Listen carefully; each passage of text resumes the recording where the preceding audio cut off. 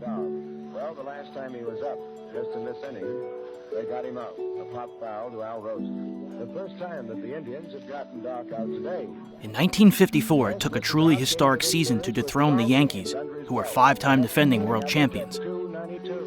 Although they won 103 games, the Cleveland Indians won a then American League record 111.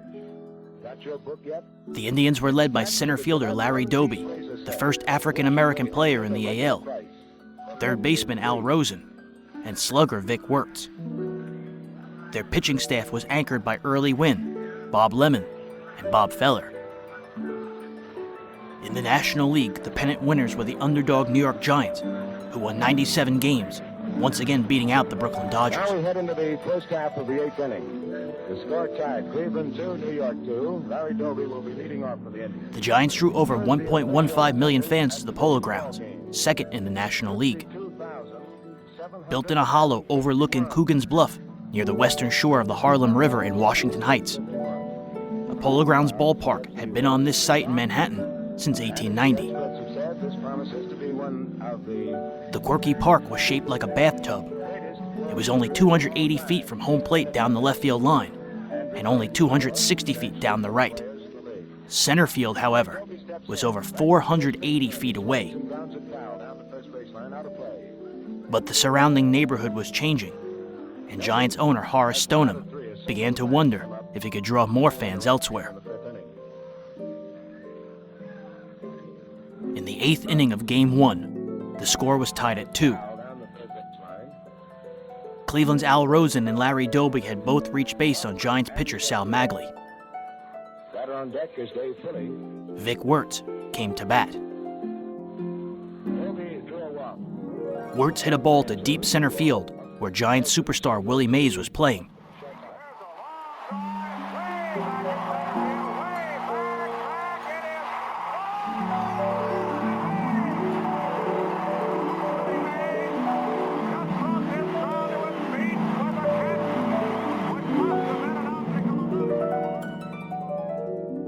Mays ran straight backwards and caught the ball over his shoulder with his back to the field. Later nicknamed the Catch, it changed the entire complexion of the series. The Giants would go on to sweep the Indians to claim the 1954 World Series title. It would be their last World Championship in New York.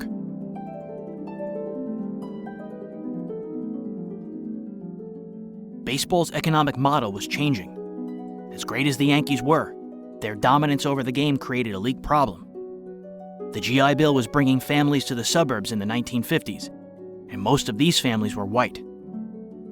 Radio and TV were embedding deeper and deeper into local markets. Major league cities were struggling to support two teams. After the 1952 season, the NL's Boston Braves, unable to compete with the Red Sox, moved to Milwaukee and won the World Series in 5 years. The AL St. Louis Browns moved to Baltimore after the '53 season and became the Orioles, where they won 6 American League pennants in their first 30 years. The next year, the Philadelphia Athletics moved to Kansas City, where they would remain until moving again to Oakland in 1968. Oakland won 3 consecutive championships in the early 1970s.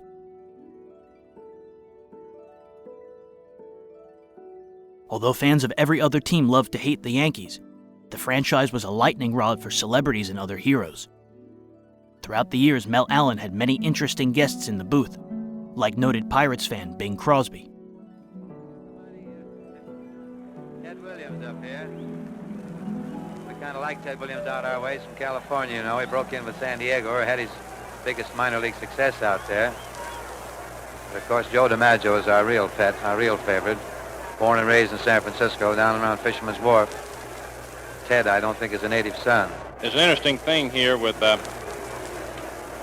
Page and Williams, Bing. There's always a little personal feud going on. There's nothing in the way of any animosity, but Page has always been able to pitch to Williams pretty good, and Ted's always anxious to get a base hit off of him. Well, any time a left-hander can get a base hit off a left-handed pitcher, it's quite an accomplishment at that. I guess Ted hits any kind of pitching. Here's the first pitch to him. It's called strike. 2 outs. There's men on first and third, and Joe Page is pitching to Ted Williams in the first half of the 6th inning. The Red Sox leading 4-0.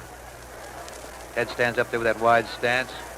Steady, calm, cool, collected, flexes that big mace, and here's the pitch to him. He hits a high fly going up into left field. Should be an easy chance. But you know, he has to go back a little. The wind got it, and he had to take it over his shoulder on a nice running catch. Looked like an easy fly out, but that ball got up in the breeze. The breeze is blowing right to left out here, and he had to take it on the dead run over his left shoulder. Gave the fans a little thrill sitting up in the stands here. So it wasn't easy out that it originally appeared to be. So that ends the inning, the first half of the sixth for the Boston Red Sox. I don't think there was any hits. There's 2 walks and 2 men left. That's right. No runs, no hits, no errors, 2 men left. Bing. Yeah, Mel. I think they ought to make a picture called the Brothers DiMaggio, and you play Joe, and let Hope play Dominic. How about that? I'm an infielder, though. Second baseman. I can go to my right, too, for a ground ball. Can't make the throw, but I can go over there. Well, friends, you've been listening to Bing Crosby, who's out here today as the guest of Del Webb, owner of the New York Yankees, watching the opening day festivities here at the stadium and doing a guest inning, and I certainly would like to repeat that we're naturally very proud, very privileged to have had that honor, Bing. Well, I appreciate the opportunity, Mel, and I just hope I wasn't too confusing to the thousands of listeners you must have here in the metropolitan area. Listen, I want to congratulate you on the great job you did during the World Series. Really a wonderful performance. Thanks a million, Bing. I hope we have the chance of getting back into one again. I imagine I'll hear you. I was just going to say, I was on the verge of going out and picketing the place when you got on the air. You knock off a mean hunk of inning. Sure. And I can't sing. I mean, nobody knows who's playing when I get through. Thanks a lot, Bing Crosby. Thank you, Mel. Goodbye.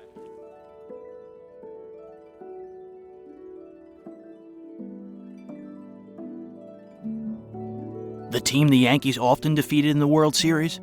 The Brooklyn Dodgers, who lost to the Yankees in 1941, 47, 49, 52, and 53. But in 1955, the tide finally turned, and the Bums from Brooklyn became world champions. Now he looks into Roy Campanella. Nobody on, 2 out. The Dodgers leading 2-0. It's the last half of the 9th inning. Johnny Podres into his windup in the 2-2 pitch. A let-up curve, a ground ball to the left side. Pee Wee Reese has it. The throw to first, and he's out. And the Dodgers win by a score of 2-0. Fine play by Pee Wee Reese, and out in front of the mound, they're grabbing Johnny Podres. They're pummeling him, pushing him around. The final score is Dodgers 2 runs, 5 hits, no errors. The Yankees, no runs, 8 hits, and 1 error. Bill Corum will review the highlights of today's game.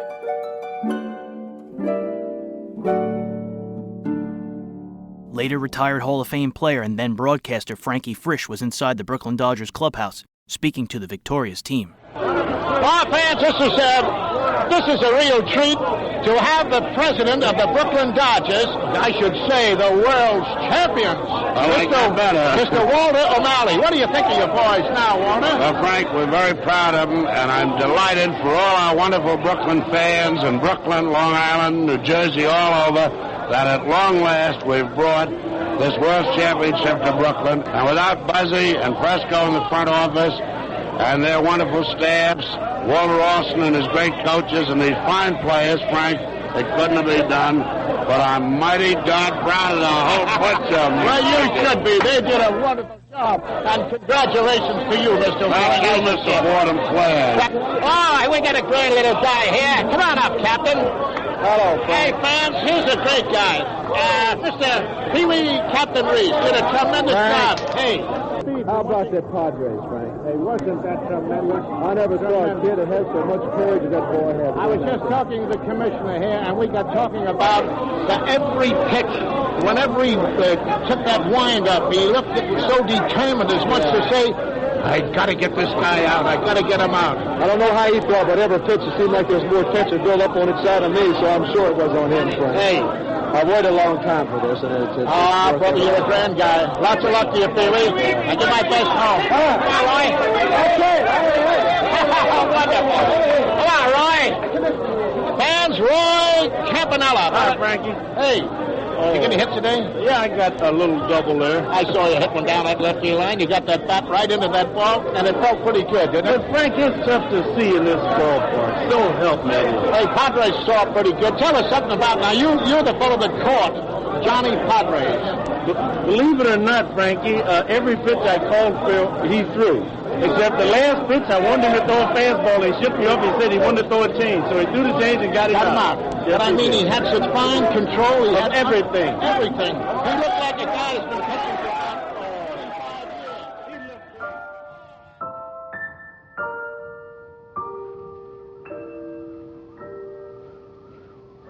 2 years later, owner Walter O'Malley was in a dispute with New York City's park commissioner Robert Moses. Ebbets Field, open since 1913, was falling apart. The on-field success of the Dodgers and the population explosion in Brooklyn had made Ebbets Field too small. The 1957 seating capacity was a tiny 32,000. Yankee Stadium could seat nearly double. O'Malley wanted to build a stadium at the intersection of Flatbush and Atlantic Avenues in Brooklyn. Robert Moses wanted to move the team to Flushing Meadows Corona Park in Queens. O'Malley refused. Moses wouldn't grant O'Malley the rights to build on the land. O'Malley threatened to move the Dodgers 3,000 miles away to Los Angeles if Moses didn't cave. Moses refused. O'Malley then convinced Giants owner Horace Stonham to follow him to the West Coast. After the 1957 season, the Dodgers moved to Los Angeles and the Giants to San Francisco. Flushing Meadows has been home to the New York Mets since 1964. The intersection of Flatbush and Atlantic Avenues is today occupied by the Barclays Center, home of the NBA's Brooklyn Nets. Unfortunately, that's not the end of the story. On January 18, 1958, Dodgers catcher Roy Campanella was getting ready to report to spring training for his first season in Los Angeles. He was driving home to Glen Cove, New York, when his rented 1957 Chevrolet hit a patch of ice. The car skidded into a telephone pole and overturned, breaking his neck. Roy Campanella required the use of a wheelchair for the rest of his life.